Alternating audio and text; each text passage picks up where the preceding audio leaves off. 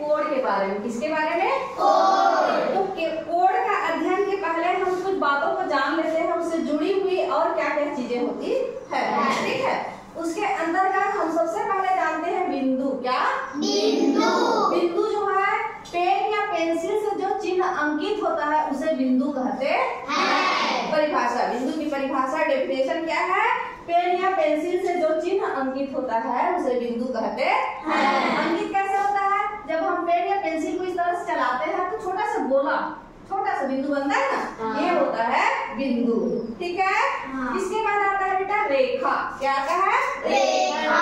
रेखा किसी निश्चित बिंदु से प्रारंभ होती है और दोनों सिरों से बढ़ती है। मान लो यहाँ पर, यहाँ से शुरू हो रहा है तो यहाँ से इधर भी जा रहा है रेखा और इधर भी जा रहा है रेखा, तो ये क्या होता है? रेखा। ये जो लाइन है क्या है? रेखा है। और रेखा में दोनों तरफ बढ़ती है। कैसे बढ़ती है? दोनों। तो ये होती है रेखा, ओके। हाँ, इसके बाद आता है रेखाखंड। देखो रेखा, ये ऊपर का हम पढ़े रेखा, फिर रेखाखंड। खंड माने टुकड़ा, खंड माने टुकड़ा।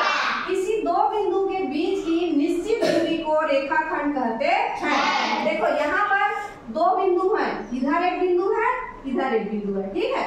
इसके बीच की दूरी ये क्या है? रेखाखंड। ये मान लो हमारा 10 सेंटीमीटर का है। क्या है? 10 सेंटीमीटर। ये रेखाखंड आपका आता है कि मान लो आपको देता है कि 15 सेंटीमीटर का रेखाखंड बनाओ या 5 इंच का रेखाखंड बनाओ, तो हम क्या करते हैं? स्केल में उसको नापते हैं और उसके बाद उतने ही लंबाई की रेखाखंड बनाते हैं और उसका पहला ए रेखा यहाँ से ए से शुरू होता है, बी में क्या हो जा रहा है?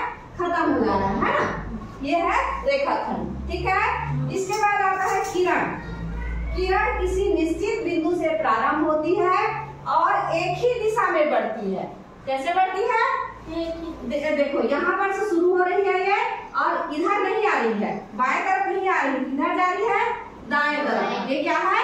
किरण। जैसे सूर्य का किरण देखो, सूर्य का प्रकाश देखे हो ना, सूर्य का किरण क्या होता है? सूर्य की तरफ फिर जाता है क्या? नहीं, वो सीधा हमारे तरफ ही, पृथ्वी की तरफ ही आती है। वो क्या है? किरण। तो अब समझ गए, किरण एक ही दिशा में आगे जाती है।